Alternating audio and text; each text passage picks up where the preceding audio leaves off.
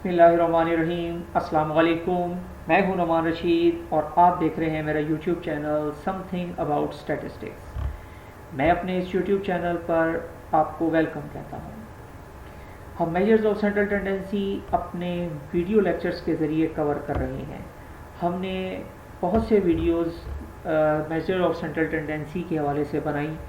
हमने अभी तक मैथमेटिकल एवरेजेस को कवर कर रहे हैं। हमने शॉर्ट क्वेश्चंस किए, इसके बाद हमने लॉन्ग क्वेश्चन का एक पहला पार्ट किया था। हम इसका सेकंड पार्ट अब करने जा रहे हैं। इस टॉपिक पे इस वीडियो लेक्चर में हम लोगों ने कोडिंग मेथड, शॉर्टकट मेथड की मदद से एक्स निकालना सीखना है और फिर उसके बाद हमने ज्योमेट्रिक मीन, हार्मोनिक मीन, ये तीनों मैथमेटिकल एवरेजेस हमने फाइंड करनी है। उसके बाद हमारे पास एक ग्रुप डेटा के अंदर एक ऑब्जर्वेशन मिसिंग होगी।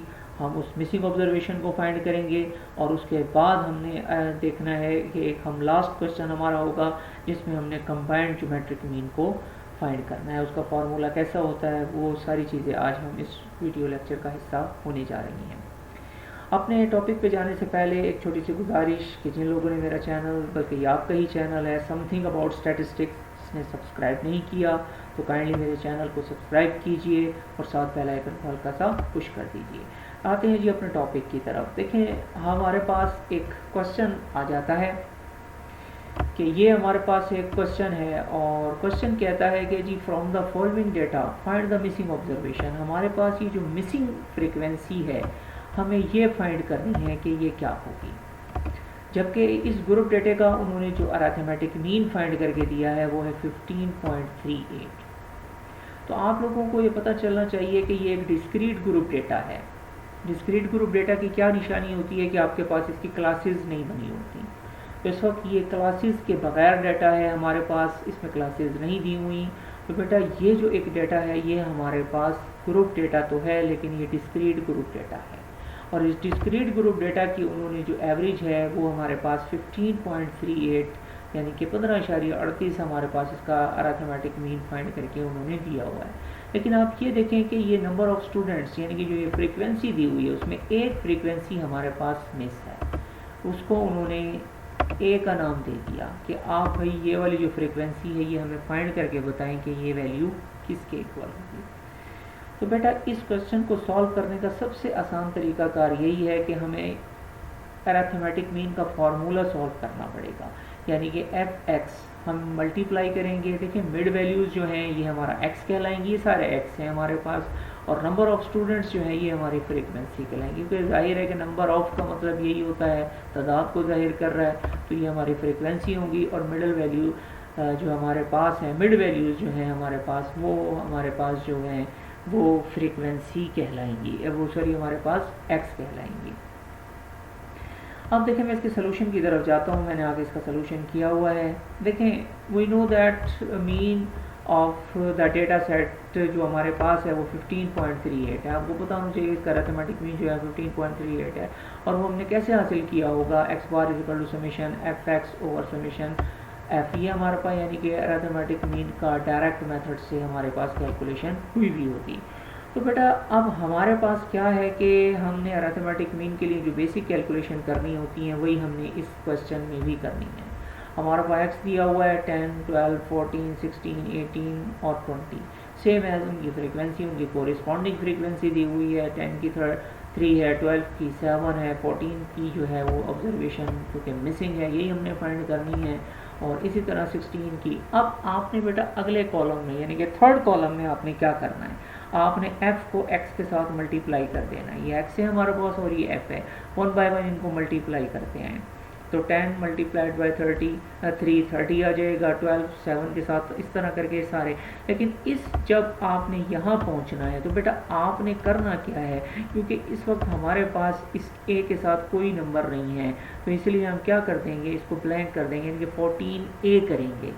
14 तो ये आ गया और a के साथ क्या आ जाएगा 14a। इसी तरह 16 को 20 के साथ, 18 को 8 के साथ, 20 को 5 के साथ, 100 आ जाता है। फिर आपने इस f का समेशन करना है जो कि समेशन fx कहलाएगा।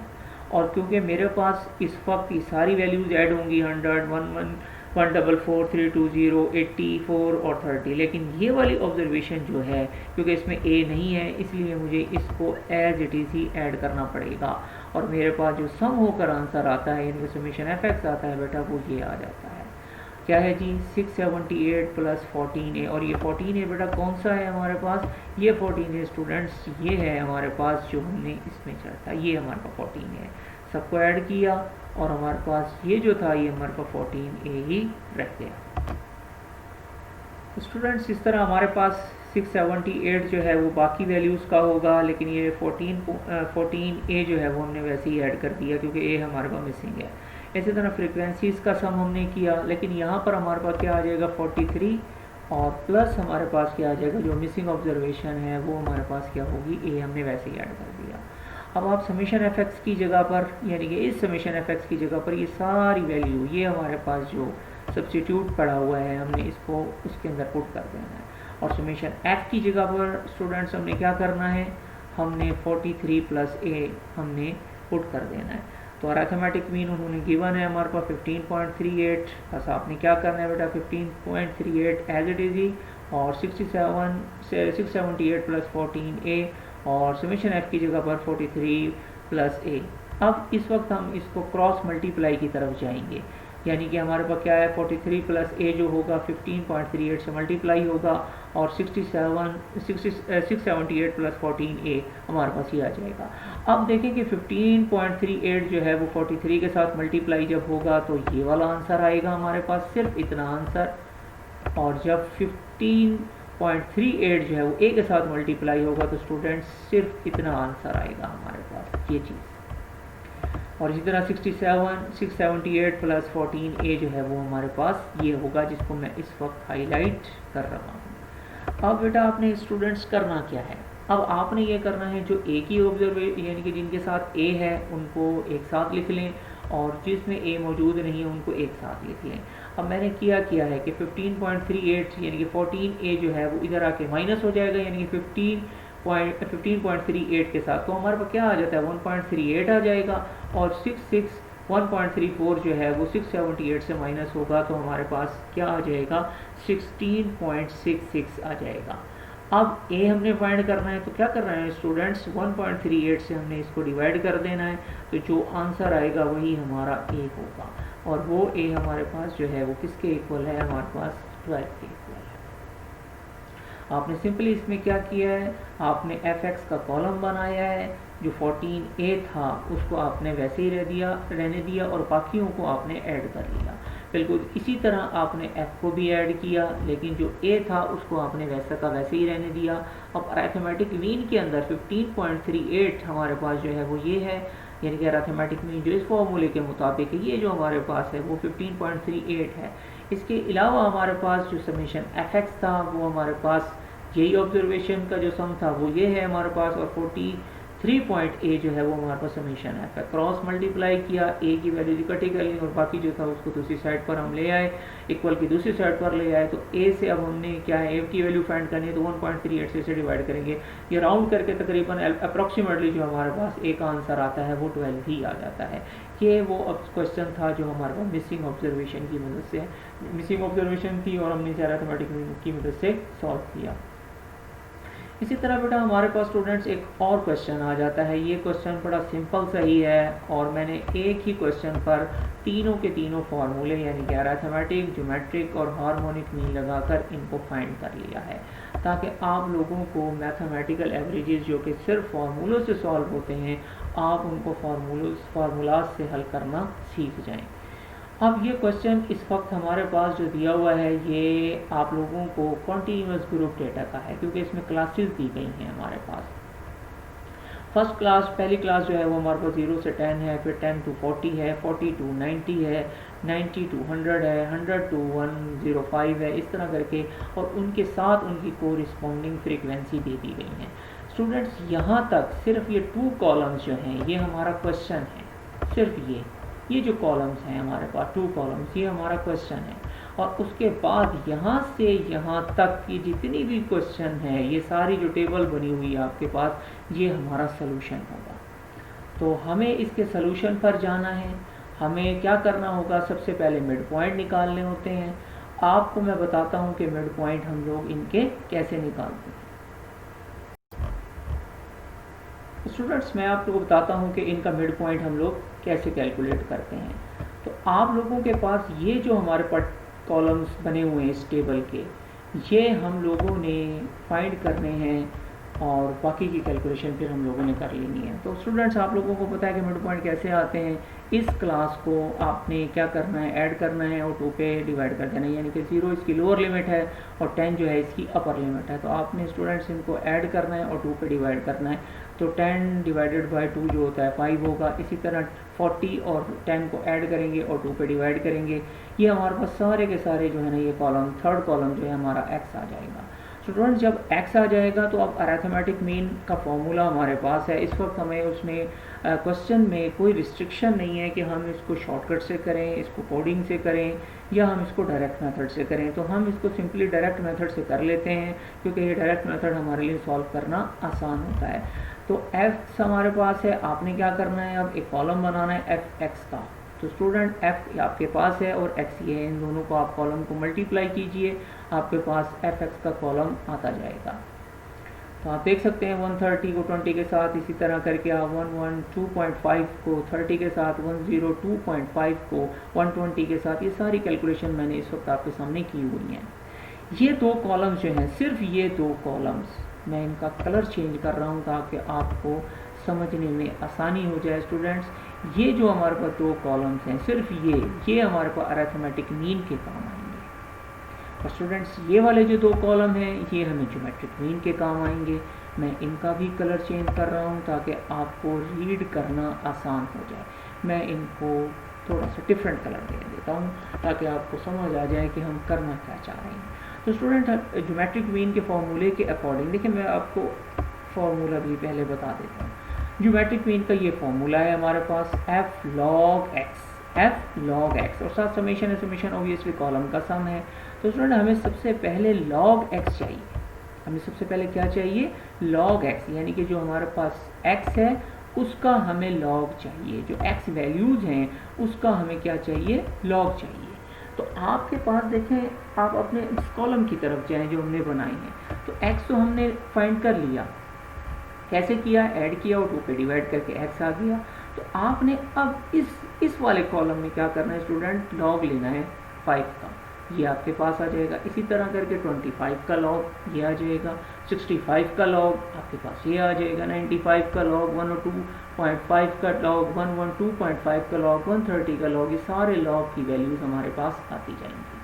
अब नेक्स्ट कॉलम में हमने क्या करना है, देखें इस नेक्स्ट कॉलम में आप लोगों ने इसी log x को अपनी फ्रीक्वेंसी के साथ मल्टीप्लाई करते जाना है, यानी कि 0.6989 मल्टीप्लाइड बाय 40। तो बेटा आपके पास स्टूडेंट्स ये वाला आंसर आ जाएगा, सेम एज 1.3979 मल्टीप्लाई होगा आपके पास 110 के साथ। तो आपके पास जो आंसर आते जाएंगे वो मैंने सामने कोरिस्पॉन्डिंग कॉलम्स में ऐड करता गया हूँ, आप लोगों के सामने इंटर करता गया हूँ, और ये हमारे पास f log x का कॉलम बन जाएगा। अच्छा जी, ये जो हमारे पास लास्ट कॉलम है स्टूडेंट्स, ये मैंने हार्मोनिक मीन के लिए कैलकुलेट किया है। आपको बताता हूँ कि हार्मोनिक मीन हम कैसे कैलकुलेट करते हैं। मैं इसका कलर भी थोड़ा सा चेंज कर देता हूँ आपकी आसानी के लिए। तो उसका पहले फॉर्मूला देख लेते हैं, हमें याद होने चाहिए, summation f over summation f over x, ये हमारे पास इसका हार्मोनिक मीन का फार्मूला है। यानी कि रेसिप्रोकल वैल्यूज़ है हमारे पास, यानी कि रेसिप्रोकल वैल्यूज़, यानी कि अरिथमेटिक मीन का रेसिप्रोकल है, वैल्यूज़ का रेसिप्रोकल है, और जो आंसर आ रहा है वो हमारे पास हार्मोनिक मीन है। तो आप लोगों के पास अभी ये कॉलम से हमने सम कर लेना है, यानी कि f log x का सम करेंगे तो आपके पास ये आंसर जो मेरे पास इस वक्त जिसको मैं हाईलाइट करने जा रहा हूँ स्टूडेंट्स, ये आ जाएगा। ये वाला आंसर मेरे पास क्या होगा, समेशन f log x होगा। तो आप लोग सिर्फ इसको अपने फॉर्मूले में यूज़ करेंगे। मैं इसका कलर चेंज कर रहा हूँ, मैं थोड़ा सा इसको डिफरेंट कलर दे देता हूँ। इसमें समेशन f है और वो हमारे पास जो है उसका सम मैंने ऑलरेडी कैलकुलेट किया हुआ है, वो ये आ जाता है। इसी तरह समेशन fx जो है इसका कलर भी थोड़ा सा चेंज करके इसको प्रोमिनेंट कर रहा हूँ ताकि आपको समझने में आसानी हो स्टूडेंट्स। ये मेरे पास तीनों सम इस वक्त आपको हाईलाइटेड हो गए हैं। अब स्टूडेंट्स हमने करना क्या है, और इसी तरह हमारे पास जो सबसे पहले आएगा वो है समीशन एफ, यानी कि इस कॉलम का हमें सम चाहिए, तो वो आ जाता है हमारे पास 670। तो आपको इसका भी कलर चेंज करके दिखा देते हैं, ये हमारे पास आ गए। अब हमने अगला स्टेप हमारे पास क्या है, हमने अरिथमेटिक मीन डिफाइन करना है। तो अरिथमेटिक मीन के लिए हमें सम चाहिए 49975, ये है हमारे पास, और समेशन एफ चाहिए जो कि 670 है। आप इन दोनों को डिवाइड करेंगे तो आपका अरिथमेटिक मीन का आंसर आ जाएगा जो कि 74.5895 के इक्वल है, जो कि 795 इसके इक्वल है। और ये हमारे पास है सेम एज हमने अरिथमेटिक ज्योमेट्रिक मीन फाइंड करना है। तो ज्योमेट्रिक मीन क्या होता है, एंटी लॉग होता है summation F log x over summation F. तो स्टूडेंट हमें समेशन एफ लॉग एक्स चाहिए, तो समेशन एफ लॉग एक्स हमारे पास ये है। और इसी तरह करके हमारे पास जो है समेशन एफ जो है 670 है। सिर्फ इसको हम सॉल्व करेंगे इतने पार्ट को, और उसके बाद हमने क्या कर देना है, इसका एंटी लॉग लेना है। और एंटी लॉग लेने के लिए आपका कैलकुलेटर जो है वो इजीली आप उसको कैलकुलेट कर सकते हैं। उसमें ये होता है कि आप शिफ्ट दबाएंगे, शिफ्ट का बटन प्रेस करके लॉग का बटन प्रेस कर देंगे तो आपके पास एंटी लॉग आ जाता है। तो बहरहाल इस तरह करके हमारे पास इसका जो फाइनल आंसर आता है वो है 60.6115। मैं इसको भी डिफरेंट कलर से हाईलाइट कर रहा हूँ ताकि आप लोगों को इसको रीड करना आसान हो जाए। तो इसी तरह करके हमारे पास हार्मोनिक मीन है। ये 3 की 3 एवरेजेस हमने फाइंड कर ली हैं। अब आप लोग ये देख सकते हैं कि अरिथमेटिक मीन जो है ओबियसली वो सबसे बड़ा है, अरिथमेटिक मीन, ज्योमेट्रिक मीन जो है उससे छोटा आता है, और हार्मोनिक मीन सबसे छोटा आता है। तो इसको एक क्वेश्चन पे कराने का असल में मकसद भी यही था कि आपको ये तीनों की तीनों एवरेजेस इनकी अच्छे से प्रैक्टिस करा दी जाए, ताकि आप लोगों को अगर ये एक ही क्वेश्चन पर आ भी जाएं तो आप उनको सॉल्व कर सकते हैं। आपको ये कॉलम्स याद रहने चाहिए। असल में हमारा काम मकसद फार्मूला जो होते हैं वो टोटल डिपेंड कर रहे होते हैं, फार्मूला बेस होते हैं वो।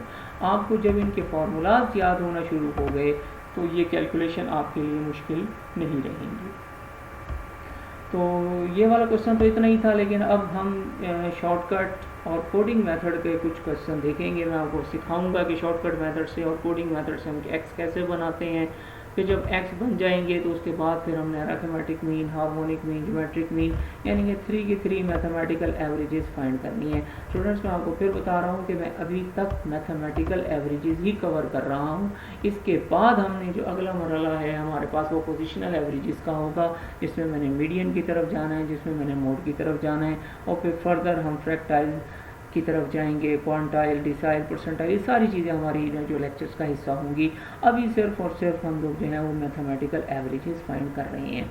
हमारा मेरे पास एक क्वेश्चन है जी, उसमें है कि फ्रीक्वेंसी डिस्ट्रीब्यूशन हमारे पास गिवन है, और वो हमारे पास जो उन्होंने चेंज ऑफ ओरिजिन जो है वो निकाला हुआ है, और आपके सामने जो चेंज ऑफ ओरिजिन इस वक्त है वो है x-18। याद रखिएगा ये जो शॉर्टकट मेथड है असल में ये चेंज ऑफ ओरिजिन का ही क्वेश्चन है, क्योंकि चेंज ऑफ ओरिजिन आप लोगों को मैंने अपनी प्रीवियस वीडियो में भी इसका जिक्र किया था। मैंने इसकी एक पूरी वीडियो कवर की है कि चेंज ऑफ ओरिजिन कैसे इस फॉर्मूले को बनता है, यानी कि चेंज ऑफ ओरिजिन क्यों कहलाता है। तो फिर दोबारा सुन लीजिए, जो लोग न्यू हैं मेरे व्यूअर्स उनको मैं बता देता हूँ कि अगर आप अपने वेरिएबल में से कोई कांस्टेंट माइनस करते हैं या प्लस करते हैं तो इस प्रोसीजर को हम चेंज ऑफ ओरिजिन का नाम देते हैं। बेसिकली जो शॉर्टकट मेथड है जो इस वक्त आपके पास सामने है डी, बेसिकली शॉर्टकट मेथड से ही हम फाइंड कर रहे होते हैं। जो शॉर्टकट तरीकाकार है ये चेंज ऑफ ओरिजिन को ही रिप्रेजेंट कर रहा होता है। तो स्टूडेंट इसमें अब हमारे पास क्या होता है कि ये हमारे पास उन्होंने डी जो है वो x-18 करके उन्होंने डी फाइंड किया हुआ है, यानी कि डी इज इक्वल टू -12, -8, -4, 0, 4, 8, 12, 16 ये सारे हमारे पास डी हैं। लेकिन डी आई कैसे होंगे, x में से 18 को माइनस करने के बाद हमारे पास ये आई होंगे, यानी कि हमारे पास कोई x होगा, हमें नहीं पता कि वो x क्या होगा, लेकिन उसमें से क्या है कि उन्होंने -18 क्या होगा तो -12 आ गया होगा। इसी तरह करके x की दूसरी ऑब्जर्वेशन, सेकंड ऑब्जर्वेशन में से 18 माइनस किया होगा तो -8 आ गया होगा। इसी तरह x की थर्ड ऑब्जर्वेशन में से अगर 18 माइनस किया होगा तो -4 आ गया होगा, ये 0 आया होगा। अच्छा अब हमारे पास जब ये आ जाते हैं तो स्टूडेंट वो कहते हैं कि इसकी हेल्प से आप लोग अरिथमेटिक, ज्योमेट्रिक और हार्मोनिक मीन निकालें। अब याद रखिएगा अरिथमेटिक मीन तो शॉर्टकट मेथड से हम कैलकुलेट कर सकते हैं, जिसका फॉर्मूला मेरे पास इस वक्त ये सामने है। आपने करना क्या होगा कि summation F D over summation F करना होगा, यानी कि एफ हमारे पास ऑलरेडी है और डी भी है। एफ और डी को दोनों को मल्टीप्लाई करेंगे, सम आ जाएगा, और समीशन एफ से हम डिवाइड करेंगे तो हमारे पास ये वाली चीज़ आ जाती है। अब बेटा 18 क्या है? असल में इसमें जो 18 है वो हमारे पास एक कांस्टेंट है और इसी कांस्टेंट को वो ए का नाम देते हैं। यानी कि स्टूडेंट्स ये जो हमारे पास 18 है ये बेसिकली हमारे पास चेंज ऑफ ओरिजिन को ही शो करता है और 18 जो है वो हमारे पास ए होता है। आप लोगों को जब हम शॉर्टकट मेथड पढ़ रहे थे तो मैंने आप लोगों को बताया था कि हम लोग चेंज ऑफ ओरिजिन से कैसे फाइंड करते हैं। असल में ये d is equal to x minus a होता है। D is equal to x minus a है। ए हमारे पास x की ही कोई ऑब्जर्वेशन होगी जो हम कांस्टेंट या प्रोविजनल मीन के तौर पर यहाँ पर यूज़ करके हम डी फाइंड कर रहे होते हैं। यानी कि x में से हर ऑब्जर्वेशन में से a को हम माइनस करते जाते हैं और जो आंसर आता जाता है वो हमारा डी बनता जाता है। तो असल में x में से जो चीज़ माइनस हो रही है वो हमारा a है। तो आप अपने इस टॉपिक पे इस इक्वेशन पे दोबारा आएँ तो x में से बेसिकली क्या चीज़ माइनस हो रही है? 18 माइनस हो रही है। तो 18 हमारा क्या होगा? अब x होगा, ए होगा। तो अब ये देखें कि मैं कहना क्या चाह रहा हूँ कि हमारे पास डी का कॉलम तो दिया हुआ है, ये डी दिया हुआ है। इस डी से मैं अरिथमेटिक मीन तो कैलकुलेट कर सकता हूँ, ये तो मेरे पास आसानी से कैलकुलेट हो जाएगा। लेकिन जब मुझे जीएम लेना है या एचएम लेना है, यानी कि ज्योमेट्रिक मीन लेना है या हार्मोनिक मीन लेना है, तो मुझे डी की ज़रूरत नहीं पड़ेगी, बल्कि मुझे क्या चाहिए होगा? फिर मुझे एक्स चाहिए होगा। तो आप अब समझ गए होंगे कि इस x से मतलब इस इक्वेशन से, ये वाली जो इक्वेशन है जिसको मैंने इसको हाईलाइट किया हुआ है, इससे मैं x कैसे फाइंड कर सकता हूँ। देखें ये जो 18 यहाँ पर माइनस हो रहा है ये d के साथ ऐड हो जाएगा जाके। यहाँ पर माइनस हो रहा है तो इस साइड पर जाके जब हम इसको ऐड करेंगे तो x यहाँ अलग रह जाएगा और d जो होगा वो, यानी कि इस इक्वेशन को मैंने इस तरह से रिप्रेजेंट किया है और इसको मैं इस वक्त हाईलाइट कर देता हूँ ताकि आपको ये समझ आ जाए अच्छे से। तो x इज इक्वल टू क्या होगा? d plus 18। तो आप लोगों को x का कॉलम निकालने की ज़रूरत क्यों पड़ रही है? gm के लिए और hm के लिए। फिर सुन लीजिए, जब ऐसा क्वेश्चन आ जाए डी दिया हुआ हो तो आपने क्या करना है, ये जो हमारे पास माइनस हो रहा है ये दूसरी साइड पर यानी कि डी के साथ जाके ऐड कर दीजिएगा, आपके पास एक्स आ जाएगा। मैंने अब आपके सामने एक्स बना दिए हैं और आप देख सकते हैं। अब डी हमारे पास क्या था? -12 था, प्लस ये फॉर्मूले के साथ और 18 ये वाली चीज़ है। तो इन दोनों को सॉल्व करता हूँ, 6 आता है। -8 ये मेरे पास डी का था और 18 कांस्टेंट ये हमारे पास चला आ रहा है। 10 आ गया, -4 प्लस 18 14 आ गया। जी जो है वो इस वक्त 0 है, लेकिन 18 तो है हमारे पास वैसे ही, तो ये 18 आ गया। 4 प्लस 18 इज इक्वल टू 22। इस तरह करके मैंने ये सारे एक्स फाइंड कर लिए। अब जब मेरे पास एक्स आ जाते हैं तो स्टूडेंट्स आप लोगों को log x लेना भी आ जाएगा। हमने पिछले टॉपिक में पिछले क्वेश्चन में किया, आप लोगों को उसका भी पता है, वो समझ आ जाता है आपको। इसी तरह f log x भी कर सकते हैं आप, ये खुद कीजिएगा, मैंने सिर्फ आपको x निकालना सिखाया है। इसी तरह करके जब हम लोग रेसिप्रोकल ले लेंगे, हार्मोनिक मीन ले लेंगे, तो वो भी हम खुद से कैलकुलेट कर सकते हैं। जब ये चीज़ें हमारे पास कैलकुलेट हो जाती हैं, जब ये आंसर आ जाते हैं, जस्ट इनको हम अपने फार्मूलाज में रिप्लेस करेंगे। जैसे मैंने ये खुद सॉल्व किया, इन फार्मूलाज के अंदर आप अपनी वैल्यूज़ को रिप्लेस करेंगे और जो आंसर आएंगे वही आपके अरिथमेटिक, ज्योमेट्रिक और हार्मोनिक मीन के आंसर्स होंगे। अब थोड़ा सा आगे चलता हूँ और मैं कोडिंग मेथड की तरफ जा रहा हूँ। अब कोडिंग मेथड में हमें दो चीज़ें मिल जाती हैं। ये चेंज ऑफ ओरिजिन भी है बेसिकली, ये जिसको मैं हाईलाइट कर रहा हूँ ये चेंज ऑफ ओरिजिन है, क्योंकि हमें h कांस्टेंट टर्म से डिवाइड करना भी पड़ता है। तो इसलिए जो कोडिंग मेथड है, ये इसको कोडिंग मेथड भी कहते हैं और इसको स्टेप डेविएशन मेथड भी कहते हैं। ये दोनों चीज़ें हैं, ये चेंज ऑफ ओरिजिन भी है और ये चेंज ऑफ स्केल भी है, क्योंकि डिवाइड करना चेंज ऑफ स्केल कहला रहा है और माइनस करना हमारे पास चेंज ऑफ ओरिजिन कहला रहा है। देखिए ओरिजिन, चेंज ऑफ ओरिजिन क्या है कि वेरिएबल में कोई कांस्टेंट माइनस करें या प्लस करें वो चेंज ऑफ ओरिजिन है, और अगर कोई कांस्टेंट डिवाइड करें या मल्टीप्लाई करें तो वो चेंज ऑफ स्केल है। तो इस यू में बेसिकली वो दोनों काम कर रहे हैं, माइनस भी कर रहे हैं और डिवाइड भी कर रहे हैं, तो ओरिजिन भी कर रहे हैं और चेंज ऑफ स्केल भी कर रहे हैं। अब कोडिंग मेथड से हम अरिथमेटिक मीन तो फाइंड कर सकते हैं। देखिए मैं पहले इसकी क्वेश्चन की आपको स्टेटमेंट बता देता हूँ। यहाँ भी हमने तीनों एवरेजेस ही फाइंड करनी है। The following data has been obtained from a frequency distribution variable F after making this, और ये हमारे पास यू उन्होंने इस तरह इस रिलेशन से कैलकुलेट कर दे दिए हैं। आपके वो -4 है, यू -3 है, -2 है एंड सो ऑन 3 तक है हमारे पास, और साथ उनकी कोरिस्पॉन्डिंग फ्रीक्वेंसीज हैं। आप लोगों को वो अब कहते हैं कि इनका अरिथमेटिक, ज्योमेट्रिक, हार्मोनिक, यानी ये सारा हमने खुद से फाइंड करना है। ए एम भी फाइंड करना है, इसी तरह करके हमारे पास जो है वो जी एम भी इनका फाइंड करना है, और लास्ट वन हमारे पास जो है हमने इसका एच एम भी फाइंड करना है। तो ये तीनों की तीनों कैलकुलेशन हमने इससे करनी है। लेकिन स्टूडेंट ये आपको मैं बता दूँ कि कोडिंग मेथड से हम अरिथमेटिक मीन तो फाइंड कर सकेंगे, यानी कि एफ यू के कॉलम को मल्टीप्लाई करके हम अरिथमेटिक मीन को फाइंड कर सकेंगे, लेकिन हमें ज्योमेट्रिक मीन और हार्मोनिक मीन के लिए एक्स की ज़रूरत पड़ेगी। और हम एक्स इसको कैसे बनाएंगे, देखिए मैंने एक आगे इसको हमने इस तरह सॉल्व किया है। ये देखिए ये रिलेशन है हमारे पास, u is equal to x minus A over H है हमारे पास, ये रिलेशन है। तो आप ये देखेंगे ये अब x को आपने फाइंड करना है, तो क्या करेंगे स्टूडेंट, ये जो h है हमारे पास ये u के साथ मल्टीप्लाई होगा, जैसे ये होगा, यानी कि क्रॉस मल्टीप्लाई कर दें इसको, ये u h is equal to x minus a हो जाएगा। अब ये जो a है, ये वाला जो हमारे पास a है जो माइनस हो रहा है, ऑब्वियसली ये दूसरी साइड पर जाके हमारे पास क्या हो जाएगा, यू एच के साथ ऐड हो जाएगा, तो a plus U H is equal to X. तो अब इस रिलेशन की मदद से, ये जो रिलेशन हमारे पास बन गई है, इस रिलेशन से हम लोग क्या फाइंड कर सकते हैं, x फाइंड कर सकते हैं। और यहाँ पर जाकर मैंने x खुद से फाइंड किया है, आप देख सकते हैं। आप देख सकते हैं मैंने x को कैसे फाइंड किया है। ये मेरे पास u था, अब x equal to A plus H है, तो a हमारे पास क्या है 136.5 है। स्टूडेंट ये जो हमारे पास है, ये सिर्फ इतना हिस्सा याद रखिएगा, यही हमारे पास a है। अब स्टूडेंट करते क्या हैं कि वो इस माइनस समझ लेते हैं कि ये a जो है वो माइनस में है, पर ये a माइनस में नहीं है, ये x में से ये वाली चीज़ ये माइनस हो रही है। माइनस तो है ही ऑलरेडी, ये हमेशा आएगा ही आएगा, यानी कि a माइनस में नहीं है, a की वैल्यू माइनस नहीं है। अगर a की वैल्यू माइनस होती तो फिर यहाँ पे प्लस आ जाता, क्योंकि ये माइनस तो हम कर रहे हैं और a जो है वो पॉजिटिव में है हमारे पास। तो आप लोगों ने क्या करना है, इस रिलेशन से x फाइंड कर लेना है, और a plus U H, you हमारे पास x होगा। अब a क्या है 136.5 है, u की जगह पर मैं पुट कर रहा हूँ, h की जगह पर 6 पुट कर रहा हूँ, और u की जगह उसकी वैल्यू पुट कर रहा हूँ -4। तो मैं इसे जब सॉल्व करता हूँ तो मेरे पास 112.5 आ जाएगा। इसी तरह करके -3, और ये सारी मैंने -3 पुट किया, फिर -2 पुट किया, -1, फिर 0, और ये सारे मेरे पास x के कॉलम बनता गया।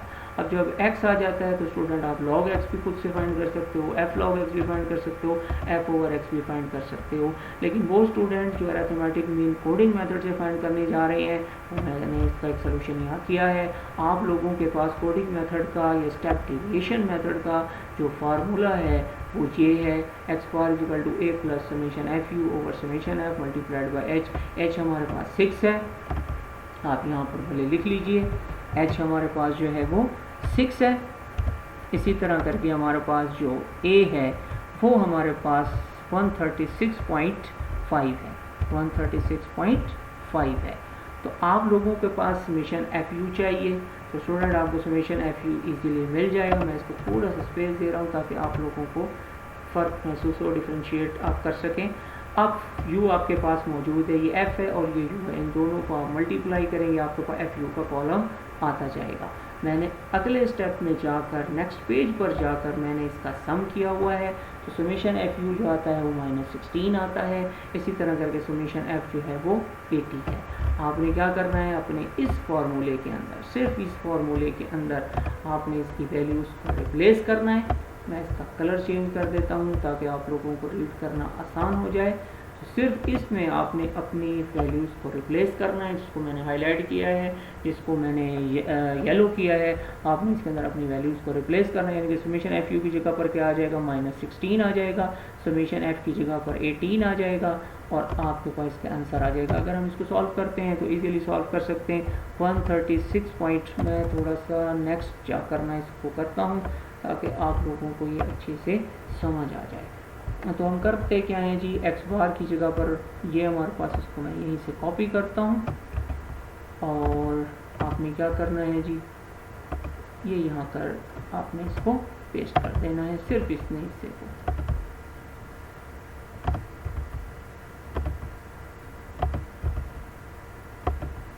आप लोग इसे पेस्ट करेंगे, x bar is equal to a, सिर्फ इस हिस्से को ये कॉपी किया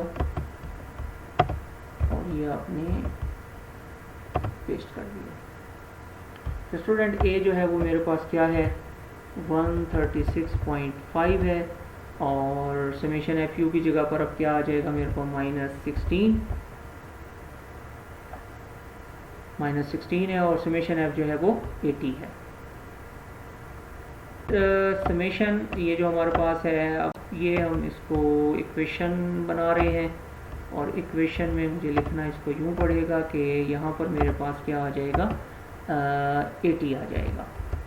तो इसको मैं अब क्या कर सकता हूँ, इसका थोड़ा सा मैं कलर चेंज करता हूँ ताकि आप लोगों को ये रीड करने में आसानी हो। तो बस जी इसको अब आप खुद से सॉल्व कर लेंगे तो आपका अरिथमेटिक मीन आ जाएगा, और ये आप कोडिंग मेथड से कर सकते हैं। और अगर आप लोगों को डायरेक्ट मेथड से ही स्टूडेंट्स करना है तो फिर आप लोग अपने उसी फॉर्मूले पे जाएं, summation F X over summation F, जैसे ये है। अगर आप कोडिंग से करना चाह रहे हैं तो इट्स अप टू यू, ये आप पे डिपेंड करेगा आप इसको किस तरह सॉल्व करते हैं। तो ये हमारे पास 2 क्वेश्चन थे। मैं अगले क्वेश्चन पे आ रहा हूँ। ये मेरे पास कंबाइंड ज्योमेट्रिक मीन का क्वेश्चन है। मैं इसको नेक्स्ट पेज पर ले आता हूँ ताकि इसको समझना के लिए आसान हो जाए, क्योंकि हाफ क्वेश्चन उधर था आप इधर था, मैं इसको कंप्लीट पर ले आया हूँ। देखें ये स्टूडेंट मेरे पास एक क्वेश्चन है, वो कहते हैं ज्योमेट्रिक मीन ऑफ 5 ऑब्जर्वेशन। देखें 5 ऑब्जर्वेशन हमारे पास हैं, और उनका जो ज्योमेट्रिक मीन उन्होंने कैलकुलेट किया है वो है 159.77। बिल्कुल इसी तरह हमारे पास कोई फर्दर 4 वैल्यूज़ कोई होंगी हमारे पास, और उनका जो ज्योमेट्रिक मीन है वो है 168.39, जो कि हमारे पास ये दिया हुआ है। वो कहते हैं compute GM of all 9 observation. तो आपने सारी की सारी जो 9 ऑब्जर्वेशन है, टोटल 5 और 4 9 ऑब्जर्वेशन का ज्योमेट्रिक मीन कैलकुलेट करना है। बेसिकली ये कंबाइंड ज्योमेट्रिक मीन का क्वेश्चन है, और कंबाइंड ज्योमेट्रिक मीन के लिए हमें ज्योमेट्रिक मीन की प्रॉपर्टीज़ में अगर हम जाएं तो हमें ये वाला फार्मूला इसका मिल जाता है कि n1, हमें ये फार्मूला मिल जाता है n1 log gm of first, यानी कि geometric mean of first, plus n2 log gm2, यानी कि सेकंड वाला हमारे पास, और डिवाइडर में हमारे पास क्या आ जाता है n1 प्लस n2। अब देखें कि हमारे पास n1 क्या है 5 है, यानी कि ये फर्स्ट 5 ऑब्जर्वेशन है, ये n1 है हमारे पास, और ये जो 4 है हमारे पास ये n2 है। ये जो हाईलाइट हुआ है ये हमारे पास ज्योमेट्रिक मीन फर्स्ट कहलाएगा, और ये ज्योमेट्रिक मीन सेकंड कहलाएगा। तो ज्योमेट्रिक मीन फर्स्ट की जगह पर 159.77 पुट कर दिया, और उसकी वैल्यूज 5 आ गई। प्लस फॉर्मूले के अकॉर्डिंग, ये वाला जो फॉर्मूला है उसके अकॉर्डिंग हमारे पास ये प्लस आ गया, ये प्लस जो है वो हमारे पास चल रहा है। अब हमारे पास 4 सेकंड वैल्यूज़ हैं हमारे पास, और ज्योमेट्रिक मीन जो है 168.39 है। तो ये हमारे पास फार्मूले के अंदर मैंने वैल्यूज रिप्लेस की हैं, n1 प्लस n2 जो है ये टोटल हमारे पास 549 आ जाती है हमारे पास। अब मैंने क्या करना है, सिर्फ इस हिस्से का, ये वाला जो है जिसको मैं इस वक्त हाईलाइट कर रहा हूँ, सिर्फ ये वाला, यानी कि जिसको मैंने लॉग लेना है, इसका थोड़ा कलर चेंज कर दूंगा ताकि आप लोगों को समझना आसान हो जाए। तो मैं इसको रेड कर देता हूँ, और इस हिस्से को जिसका मैंने बाद में सॉल्व किया है उसका मैं थोड़ा सा कलर और चेंज कर देता हूँ, उसको डिफरेंट कलर से ले आता हूँ। तो मैंने ये किया। अब मैंने क्या किया कि पहले इसका लॉग ले लिया और फिर 5 के साथ मल्टीप्लाई किया, फिर सेकंड में क्या किया, इसका लॉग लिया और 4 के साथ मल्टीप्लाई किया। जो आंसर आया उन दोनों को मैंने ऐड किया। अब देखेंगे मैंने नेक्स्ट स्टेप में क्या करता हूँ। ये वाला जो है, ये वाला हिस्सा जो है, ये 11.017447 ये है हमारे पास, प्लस एज इट इज़ ही आ गया, और फिर इसको सॉल्व किया तो ये आके, अब इन दोनों को ऐड करके हम 9 पे डिवाइड करेंगे, और फिर जो आंसर आएगा उसका एंटी लॉग ले लेंगे। तो मेरे को फाइनल जो आंसर आता है ज्योमेट्रिक मीन का, यानी कि ज्योमेट्रिक मीन ऑफ 9 वैल्यूज जो है कंबाइंड 9 का, तो वो मेरे पास ये आ जाता है, और यही हमारे पास इसका फाइनल आंसर है। तो बेसिकली ये ज्योमेट्रिक मीन की प्रॉपर्टीज़ में से है कि कंबाइंड ज्योमेट्रिक मीन हम इस तरह से इस फॉर्मूले से कैलकुलेट कर सकते हैं। मैंने जब ज्योमेट्रिक मीन आपको पढ़ाया था तो मैंने कुछ कहा था कि मैंने आपको एक बात कही थी कि हम इसकी प्रॉपर्टीज़ भी डिस्कस करेंगे। तो स्टूडेंट इसकी प्रॉपर्टीज़ कोई एक्स्ट्रा चीज़ें नहीं है। इसकी प्रॉपर्टीज़ अगर आप मेरे जो प्रीवियस वीडियोज़ हैं उसको देखें तो आपको ये समझ आ जाएगा ज्योमेट्रिक मीन हमने कैसे कैलकुलेट किया था, उसकी बेसिकली प्रॉपर्टीज़ क्या हैं। सबसे पहले तो ये है कि ये नॉन नेगेटिव वैल्यूज़ के लिए होता है, यानी कि अगर कोई ऑब्जर्वेशन नेगेटिव नेगेटिव है या ज़ीरो है तो उसको ज्योमेट्रिक मीन नहीं आता है, तो ये उसकी डेफिनेशन में मौजूद है, ये उसकी प्रॉपर्टी बन जाती है, तो मुझे फर्दर इसकी प्रॉपर्टी डिस्कस करने की ज़रूरत नहीं पड़ती। दूसरा ये है कि ये ज्योमेट्रिक मीन जो होता है वो अरिथमेटिक मीन से छोटा होता है, तो भाई ये तो प्रूफ भी हमने कर लिया और इससे पहले हमने इसकी वीडियोज़ भी कवर कर ली हैं। आज जो था ये कंबाइंड ज्योमेट्रिक मीन इसकी प्रॉपर्टीज़ का हिस्सा था, तो बहरहाल आप इसको भी उसकी प्रॉपर्टीज़ में शामिल कर सकते हैं। और तो ये 3 प्रॉपर्टीज़ अगर आपसे पूछी जाती है ज्योमेट्रिक मीन, तो आप ये 3 बातें इसमें लिख दीजिएगा। पहले क्या है कि ये हमारे पास जो होता है वो नॉन नेगेटिव वैल्यूज़ के लिए होता है, यानी कि अगर कोई ऑब्जर्वेशन ज़ीरो हो या नेगेटिव हो तो उनका ज्योमेट्रिक मीन कैलकुलेट नहीं होता, ये उसकी प्रॉपर्टी है। दूसरी ये है कि अगर हमारे पास अरिथमेटिक मीन जो होता है वो ज्योमेट्रिक मीन से बड़ा होता है, ये उसकी दूसरी प्रॉपर्टी बन जाती है। इसी तरह आप लिख सकते हैं कि ज्योमेट्रिक मीन जो होता है वो हार्मोनिक मीन से बड़ा होता है, तो ये इसकी आप सेकंड प्रॉपर्टी बना लें, इसको थर्ड प्रॉपर्टी का नाम दे दें। पर एक एक्स्ट्रा प्रॉपर्टी, एडवांस प्रॉपर्टी जो थी, जो इस वक्त आपके सामने आपकी स्क्रीन पर नज़र आ रही है, ये है कंबाइंड ज्योमेट्रिक मीन। ये कुछ एडवांस बात थी जो मैंने आपको कवर करके इसका एक न्यूमेरिकल भी समझा दिया। तो बहरहाल ये इसकी कुछ प्रॉपर्टीज़ थी। आप इसको प्रॉपर्टीज़ के लिहाज से अगर देखना चाहें तो ये 3 से 4 बातें जो मैंने आपको बताई हैं आप इसको समझ लीजिए। अब जिसको मैंने ये पर्पल कलर से हाईलाइट किया है ये हमारे पास geometric mean, combined geometric mean है। तो आज का जो टॉपिक था उसमें हमने कोडिंग मेथड, शॉर्टकट मेथड से एक्स निकालना सीखा। हमने एक ही क्वेश्चन के ऊपर, एक ही क्वेश्चन पर तीनों मैथमेटिकल एवरेजेस फाइंड कर ली। ये हमारा बेसिकली जो पर्पस था वो यही था कि हम इन तीनों मैथमेटिकल एवरेजेस को अच्छी तरह समझ जाएं। इसके अलावा हमारे पास आज का जो टॉपिक था उसमें एक ऑब्जर्वेशन मिसिंग थी ग्रुप डेटा के अंदर, वो हमने फाइंड कर ली। इस तरह का एक क्वेश्चन बुक में और मिल जाता है स्टूडेंट्स, वो मैं आप लोगों को डिस्क्रिप्शन बॉक्स में दे दूँगा, वो आप खुद से सॉल्व कीजिएगा। अगर वो सॉल्व नहीं होता तो फिर मेरे से कांटेक्ट कीजिएगा, मैं आपको इसमें हेल्प करने के लिए तैयार हूँ। लेकिन ये वाला जो क्वेश्चन था ये बहरहाल आपकी बुक्स में से था, इंटरमीडिएट की बुक में से था, मैंने वहाँ से सॉल्व उसको सेलेक्ट किया और आप लोगों को इधर आके प्रेजेंट किया। तो मैथमेटिकल एवरेजेस हमारी ऑलमोस्ट कवर हो चुकी हैं। हमारे पास अब जो है वो पोजिशनल एवरेजेस की तरफ हम जाएंगे और इंशाल्लाह अपनी जो इसके बाद जो हमारे पास नेक्स्ट वीडियो आ रही है वो पोजिशनल एवरेजेस के बारे में ही होगी, यानी कि मैं मीडियन का आपको एक इंट्रोडक्शन कराऊंगा और उसके बाद क्वार्टाइल, डिसाइल की तरफ और परसेंटाइल की तरफ हम चले जाएंगे। तो कहना मेरा मकसद ये था कि इस एवरेज का जब हम ये चैप्टर कंप्लीट कर लेंगे मैथमेटिकल एवरेजेस और पोजिशनल एवरेजेस का, तो फिर मैं आप लोगों को एक ही क्वेश्चन पर median, mode, geometric, harmonic, percentile, decile, ये सारी चीज़ें एक ही डेटा पर, एक ही क्वेश्चन पर मैं आपको समझाऊंगा, जो कि कॉमर्स के स्टूडेंट्स हैं उनको भी ये हेल्पफुल साबित होगी। इसी तरह करके जिनको यानी कि जिसे कहते हैं बेसिक स्टैटिस्टिक्स जिन कोर्सेज में आता है उनके लिए ये मैथमेटिकल एवरेजेस जो है, जो एवरेज का एक ही क्वेश्चन पर होना आप लोगों के लिए उसमें हेल्पफुल साबित होगा। यानी कि जिनके सब्जेक्ट में यानी कि जो प्योर स्टैट नहीं पढ़ रहे लेकिन कहीं बेसिक स्टैटिस्टिक्स वो पढ़ते हैं तो उनके लिए भी वो बड़ा हेल्पफुल साबित होने जा रहा है। तो उसके बाद आप लोगों को MCQs हैं मेरे पास, वो MCQs मैंने आपको कराने हैं। MCQs मैंने मुख्तलिफ बुक से लिए हैं। उसके अलावा ये है कि जो पब्लिक सर्विस कमीशन के लिए जो तैयारी कराई जाती हैं, जो प्रिपरेशन कराई जाती है, वो मुख्तलिफ बुक्स हैं हमारे पास।